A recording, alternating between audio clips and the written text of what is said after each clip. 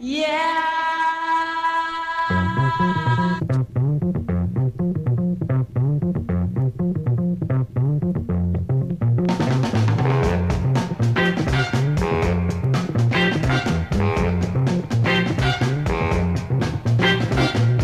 story that you're about to hear is true.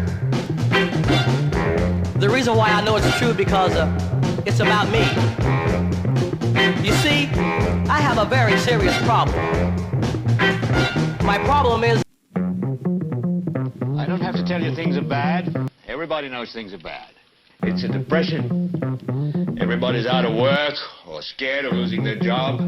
We know the air is unfit to breathe and our food is unfit to eat. We know things are bad, worse than bad. They're crazy. It's like everything everywhere is going crazy, so we don't go out anymore. We sit in the house, and slowly the world we're living in is getting smaller. I want you to get mad. I don't know what to do about the depression and the inflation and the Russians and the crime in the street. All I know is that first, you've got to get mad. I want all of you to get up out of your chairs. I want you to get up right now and go to the window, open it, and stick your head out and yell,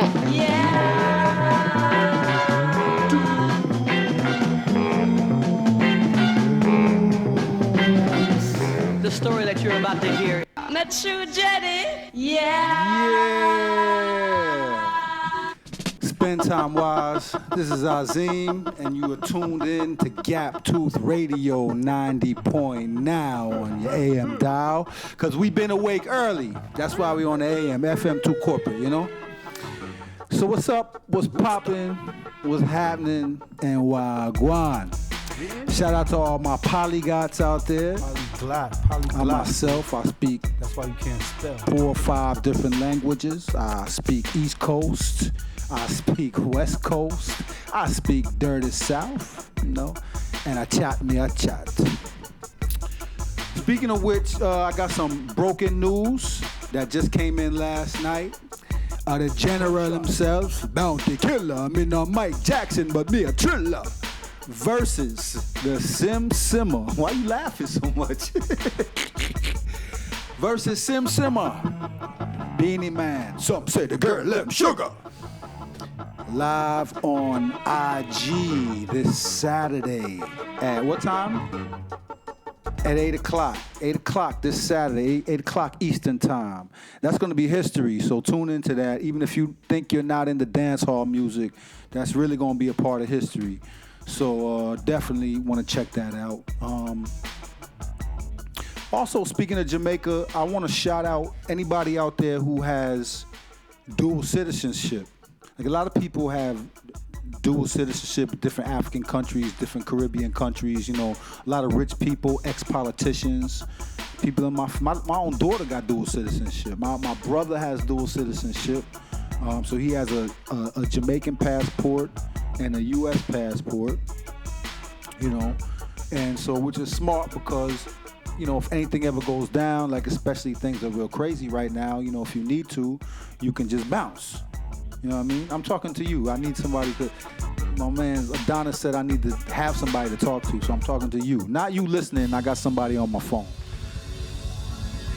And your name ain't Adonis. Hey, can you hear me?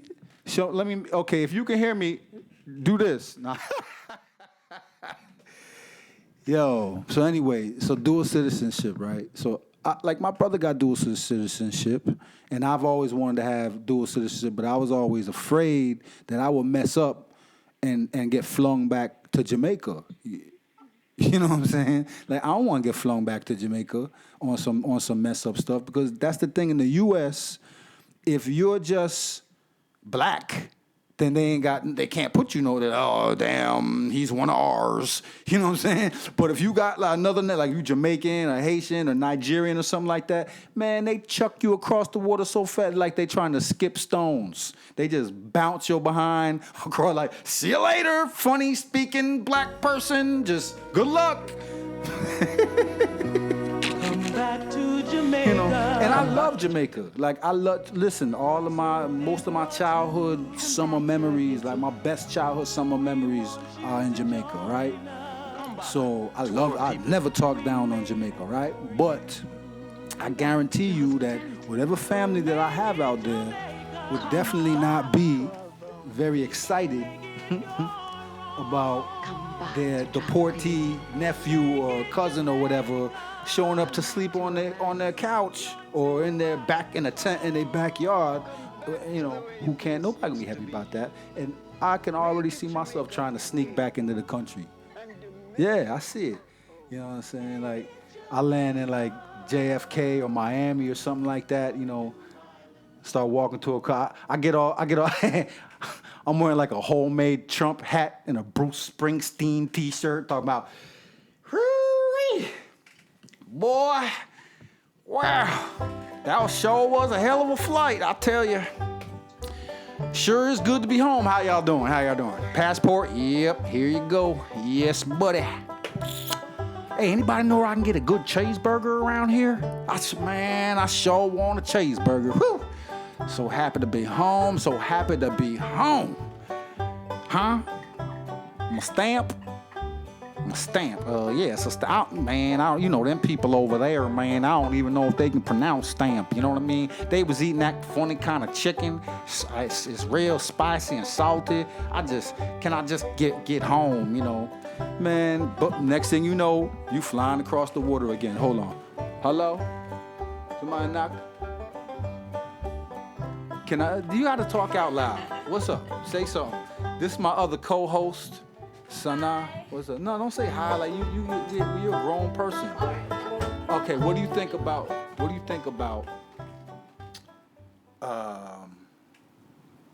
Hold on. What are we talking about right now?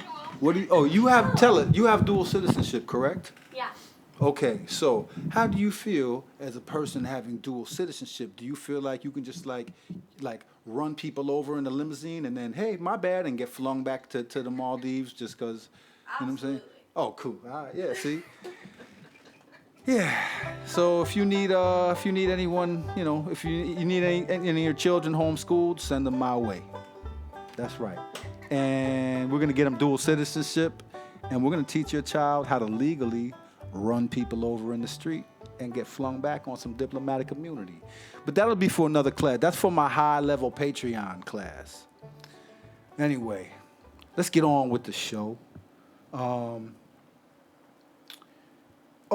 Seeing as my daughter just came into, I actually want to tell another story, like which kind of ties in to absolutely nothing but me telling a story, which is enough, right? So when she was young, when she was like, I don't know, like, you know, 8, 9 years old, and we were in Cali, I used to take her hiking up to Strawberry Canyon.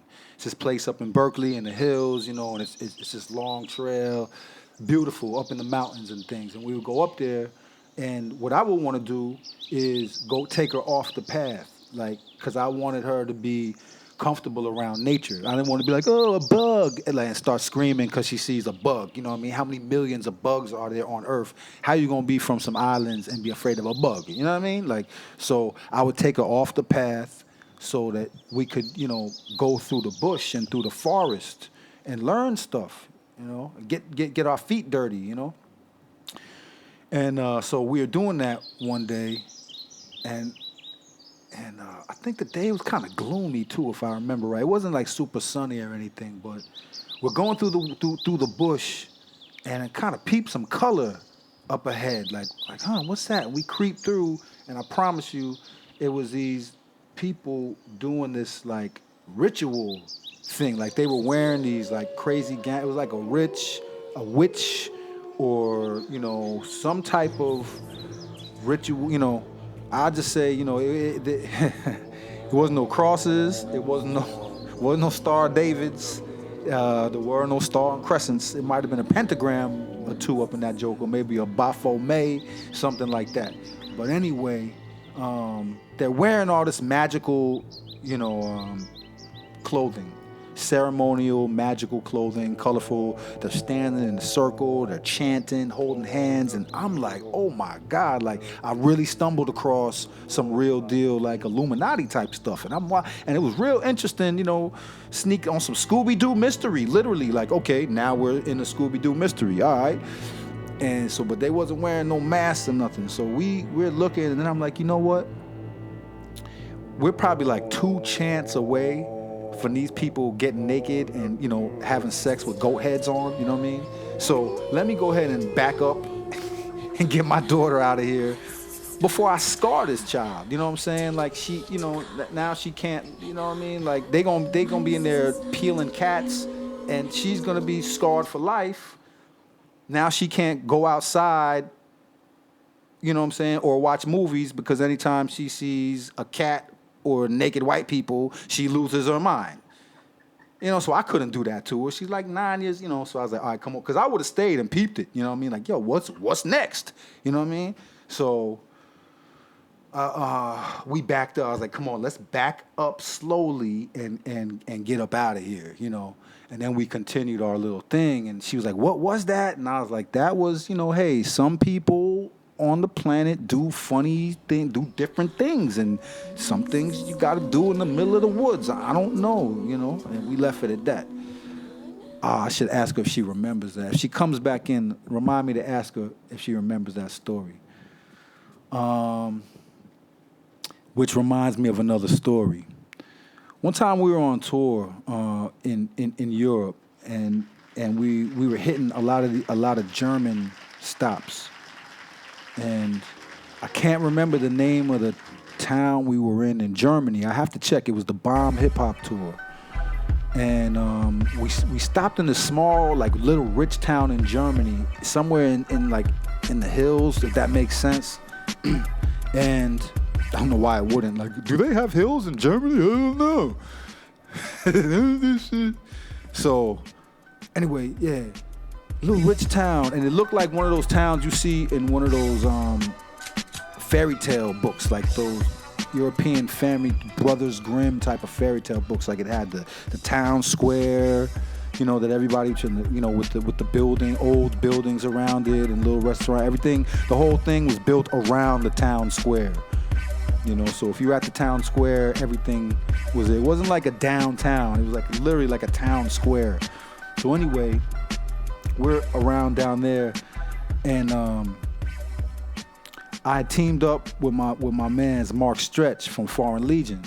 Because, you know, when you go on tour with people, you're stuck in a van with people sometimes for 5, 6, 7 hours. You're on the plane with them. You're on stage with them. Your sound check. You get tired of the same people. So people usually kind of pair off and team up into different camps, kind of break off to do their own thing. So it was me and Mark Stretch. And we were roommates for the tour when we had to share rooms and stuff. So we're walking around, and I see this church, because, you know me, the whole time I'm pointing out symbols. Look at that owl and that snake and that skull on the side of that, you know, playground. Like, what the heck? So anyway, so I'm pointing stuff out all through Europe. People are tired of me. I look like David Icke. You know, they think they got David Icke with them on tour. Oh, God. So, right. So I see this church. Now, the thing about this church, quote unquote church, is on the outside, like on the outside of a lot of churches, they usually have some type of, you know, thing. Like, they'll have, like, you know, the characters of the Bible on top of the door, or some type of depiction, or some angels, like an angel or Mary or whatever on top of the door. If they have something there, it'll be some, you know, angelic thing or something like that. Well, on this church, it wasn't anything angelic. It was like, imagine an angel, like, holding a star or an apple. It was hard to tell, holding it up. Like, imagine like someone standing up, holding up a Black Power fist sign, right? And then you turn them upside down, so they're head first falling. And that was the symbol that was over this church. Literally, fallen angel, either a fallen angel or the fallen angel. Definitely some fallen angel. And it had wings and all that. So I'm like, damn, okay. The church of what? The fallen angel? Oh man, let's go check this out. So me and Mark Stretch, we go into this church, and the church has all of these old shields on it from like the 1300s, 1200, 1300, all those wars, those Moorish wars that were taking place in Germany in the 1300s that they never teach nobody about. All these shields with family crests and things like that. around like the edge on the inside, like around the edges of the church. No cross or anything in the front. Everything was old and very different, right? So as soon as we went in, we split up in different directions and like went towards different things. Like, whoa, what is this? What are these things? What kind of church is this? You know? So then all of a sudden he and there's nobody else in there, just me and him. And there's one like guy, like a church keeper guy. He's sitting behind the desk, which is behind the window. And we made eye contact when I walked in, but that was it. Then me and Mark Stretch started walking around. But we're looking around like shook, like with looks on our faces like, what the, you know, like, yo, like this is kind of spooky, you know? So he comes and taps me like, hey man, come check this out. So I'm like, oh, okay, cool, what? So he brings me back toward the back of the church, because when I went in, I just walked forward. So in the back, kind of hidden, like, sort of like, you know, if you walk into a room and there's if there's another recess room behind you, you don't really see it because you're looking in front of you at everything in front of you. So there's like a recess area behind at the side of the front door that you don't really realize. You don't see it when you first walk in. And in that recess area is just like a little cubby, like a small room with no door or nothing, but it had darkness. There was no light. It was a shadow in there. And then inside the shadow was a statue about like a 5-foot tall figure, old, and it was so old that like the face was kind of worn out and you couldn't tell what, like it was just like a figure, like maybe wearing a robe or something or holding a stick or something, but the face was worn out and it was like 5 feet tall or so, 4.5 feet maybe tall in the darkness. And when I walked over to it, I just felt the energy. I felt energy coming off it that just wasn't good. And I'm not making up a story. Like, I'm sure that, you know, there's beautiful churches in Germany and, you know, so I'm not saying that this is what Germany's like. I'm just saying this particular church in this particular town. So I walk back and I'm like, yo, and I start feeling the energy coming off of this statue. And we're both standing there looking at it and like not touching it. Like, I ain't touching that thing. Both of us just standing there looking at it, like kind of feeling a vibe. And then I felt something. I turned around, and I swear to you, there was also not tall, like a 5 foot something, no, like 5'6", 5'5", banker-looking, immaculately dressed, Nazi poster child-looking dude. Just the blondest hair, bluest eye, like dressed like a banker, head to toe. Staring at me in my face like he wanted to put me in a blender and stomp me with his feet. Like literally just looking at me viciously, savagely staring at me in my face. Like, and I'm like, and it was the look that made me pause. Like, not he wasn't muscular enough.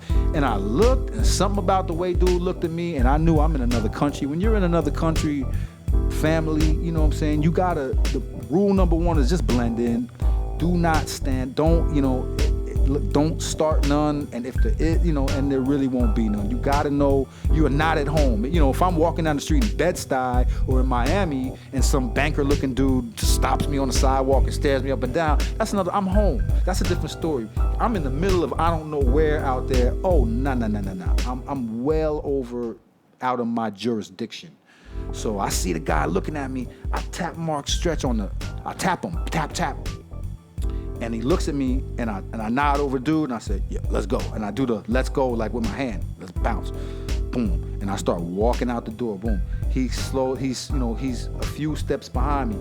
When we stepped outside, our eyes were watering like, man, what just happened? He told me, he said, the thing is, because Mark Stretch from Foreign Legion, he's a big dude. He's built like, he was, especially at the time, now he's, shed some, but he was built like a running back, like a football player, He's a big dude. So he said, he looked at the guy like, man, what? You know what I'm saying? Like, what you gonna do? And he said, the dude looked at him like, what? And he said, my bad, no problem. I'm out.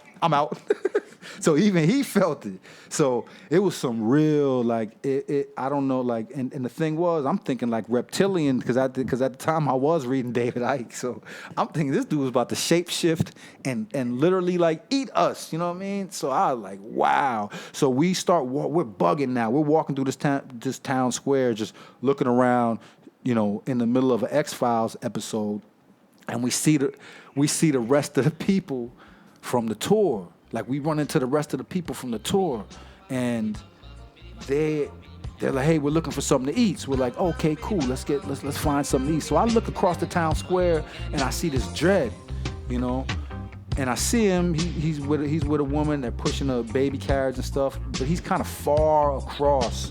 So I don't say nothing to him. We keep looking for some place that's open, because for whatever reason, like, a lot of places were closed. Maybe it was afternoon or it was Sunday, I don't remember. Siesta, I don't know. But a lot of places were closed. We couldn't find a restaurant in this town square. So we go down a way, and then that place, nothing. We come back up, and I buck up on the Dread. So I say, yo, Dread, wagwan. He said, yeah, Irie, man. Well, you know, we start talking. He said, yo, where you from? And I said, well, you know, my parents from Yard. He's a Jamaican, you know what I'm saying? A Jamaican, as we say, you know? And so he said, see, look at his wife, and he say, see, I told you. And then like, what he said, when I saw you from across the square, so I saw him and he saw me too. And he said, I told my wife, he said, I could tell by the way that you walked. He said, I told my wife, I bet you that's a Jamaican right there. That guy over there, I bet you he's a Jamaican. And I was walking with, like, you know, like 6 or 7 other people. But he seen me in 6 or 7, and I seen him, which is just crazy, right? So listen, it goes on from there. So we're like, oh man, yeah, so help us, you know, where's some food at? So he's like, yeah, man, come. So he sends his wife off with the baby stroller, and he comes rolling with us. He takes us back down to the restaurant that we just left that said they were closed. He goes up in there, talks to them, like, yeah, these people, they're like, all right, okay, cool, we're open, you know? So they open up for us. So we sitting down, we're the only people in this restaurant now, and, you know, they start cooking and everything. We're all just sitting there talking. So I start talking to the guy. I'm like, yeah, where the I from and everything there. And he said, okay, I'm from such and such. I have to edit this out a little bit, you know what I'm saying? So he said, I'm from such and such, you know, area. So I said, oh, say like my family friend is a big man over there. Meaning like, all right, I gotta, you know, we know somebody, I know somebody who's in that area who's known as like a Don of that area. I'll put it like that, right? So, and I said, yeah, he owns XYZ and does X and this and he said, don't say another word. He put his finger. He said, don't say another word. And I said, what? He said, is his name such and such? And I said, huh? I said, yo, you know my uncle such and such? And he's like, the man is the only father I've ever knew. He's like, he's been a father to me from I was 8, 9 years old. He said, as a matter of fact, he's the reason, it was because of him I made it to Germany, because he's the one that got all my paperwork and paid to get my passport and, got all that pushed through, And I say, wow, man, that's crazy, that's coincidence, Damn, man, you're like my cousin, And then he said, oh, when I was a kid, when I was, 8, 9, because me and this guy are somewhere around the same age, I'm sure. He's like, oh, when I was like a little kid, he would go to the States and get clothing and bring it and give me.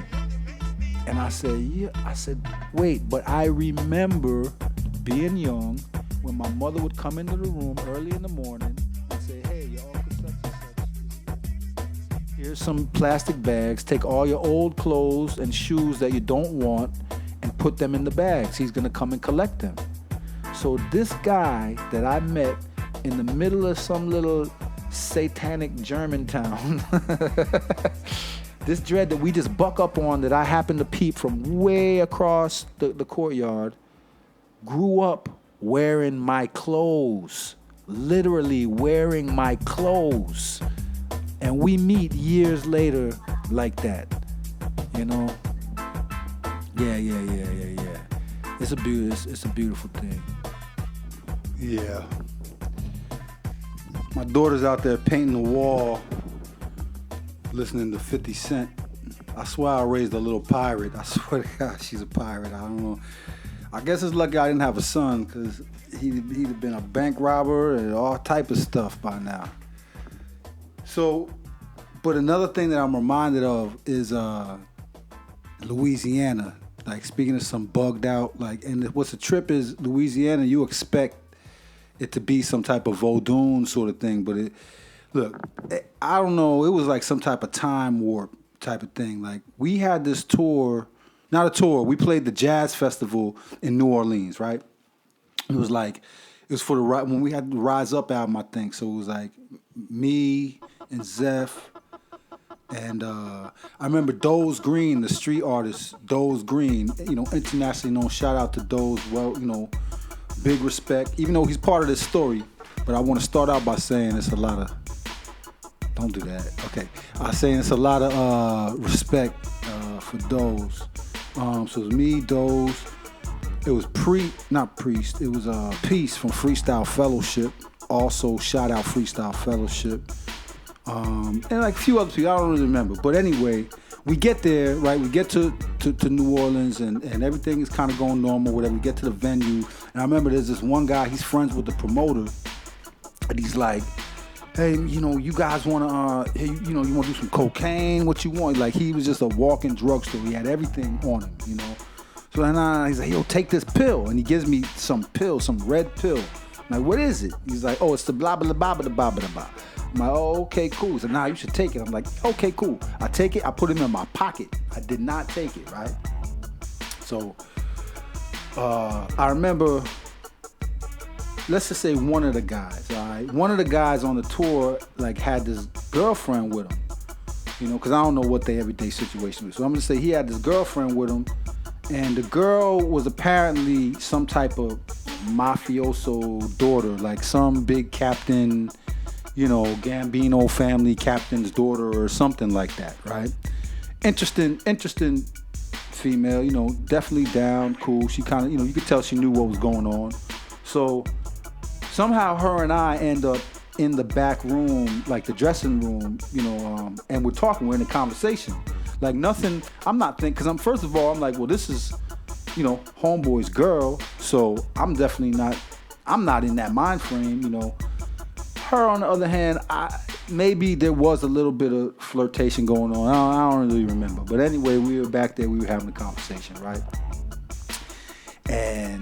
But we were alone with all this other stuff going on because it's Jazz Fest, So dude walks in and sees us in there and fully flips out, like starts picking up furniture, throwing chairs and like love seats across the room, a whole love seat.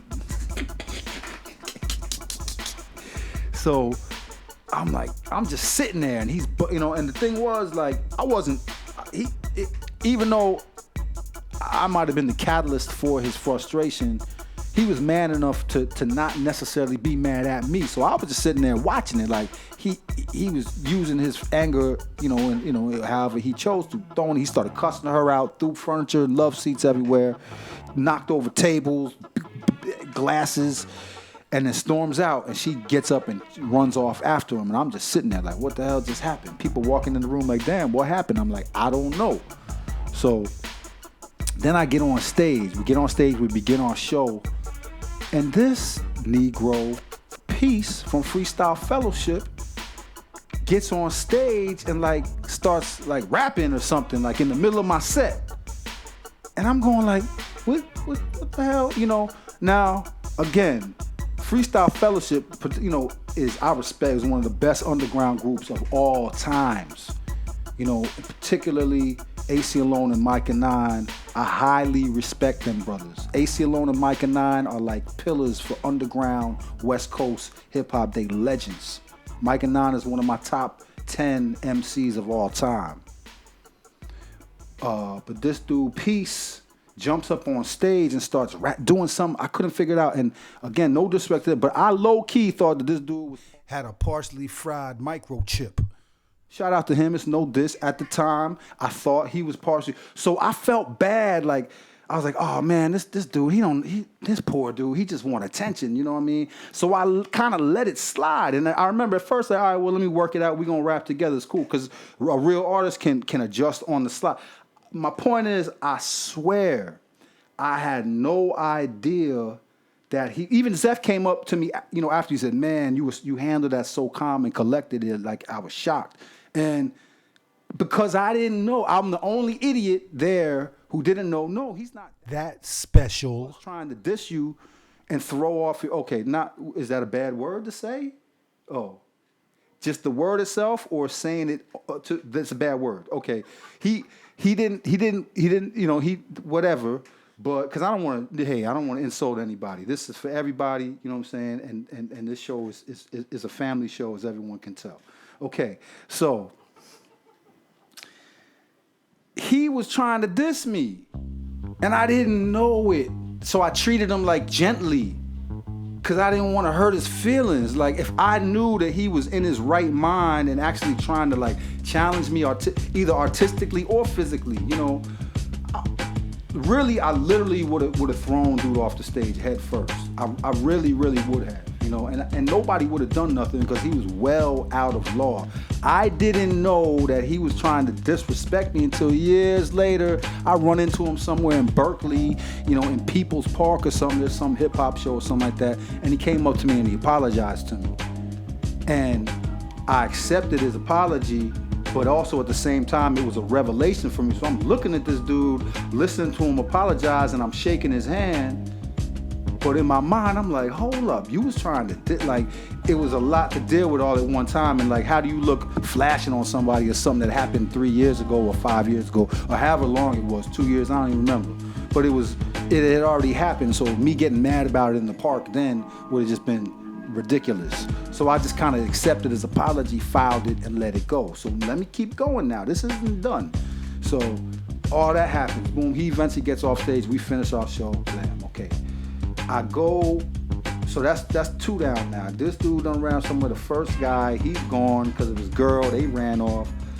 So I get off the stage and I forget where I was at, whatever, did something. Finally, I'm like, this stuff is crazy out here. Some crazy stuff was happening. I forget what happened.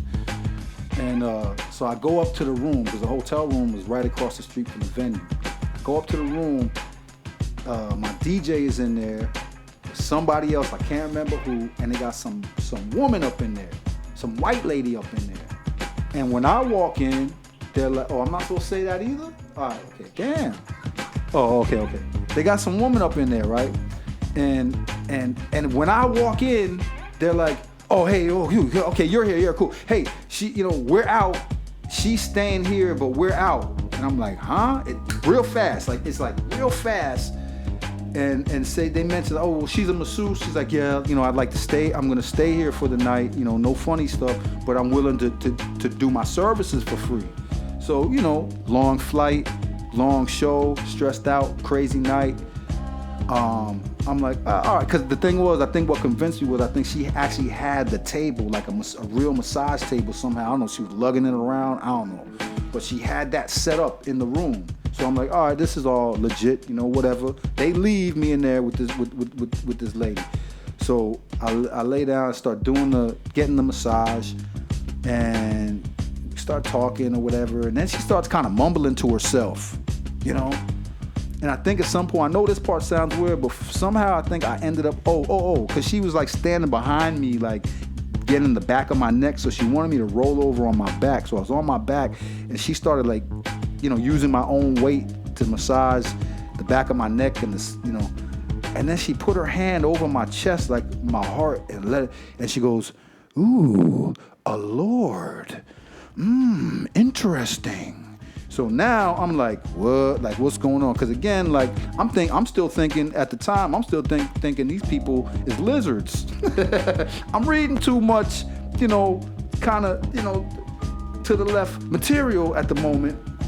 And I'm thinking this lady's on, so I'm like, huh? What'd you say? Like, she's So now I'm weary. She's massaging me, but I got a gaze on her. I'm side eyeing her, like, and I start asking her questions.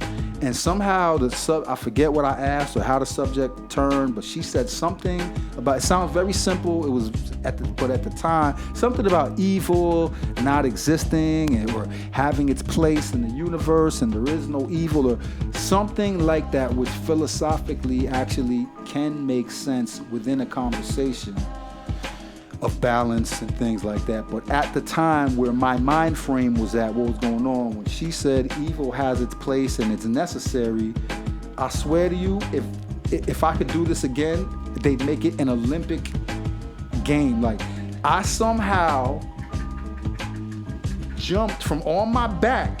I jumped from on my back and somehow levitated over the bed and landed across the room by the door of the hotel room in one motion, fling, bam, and I was by the front. I said, lady, hey, I'm sorry, you gotta chill with all, like, you gotta go. Like, I'm sorry, I know what they told you, but actually this is my room. I just started lying. This is my room. Notice you have to go. And I kicked old girl out because I thought she was, I didn't know what, like, I remember looking out the window and seeing one of the dudes from the tour with his shirt off, yelling and screaming in front of the venue, and then he hops into a car with a bunch of people, and the car speeds off. And this is like 4 o'clock in the morning. Louisiana is wild when it comes to these parties, like, you know, like Jazz Fest and Mardi Gras and stuff like that. It's all out. So I'm like, oh, lost another one. Then my DJ comes back with a different girl, like an Asian girl. Let's call her Kay, because she's still out there, I know her. He brings her in, and she's like, she takes out like a knife or a letter opener. She's like, I'm sleeping in here. If anybody touches me, I'm gonna stab them in their neck.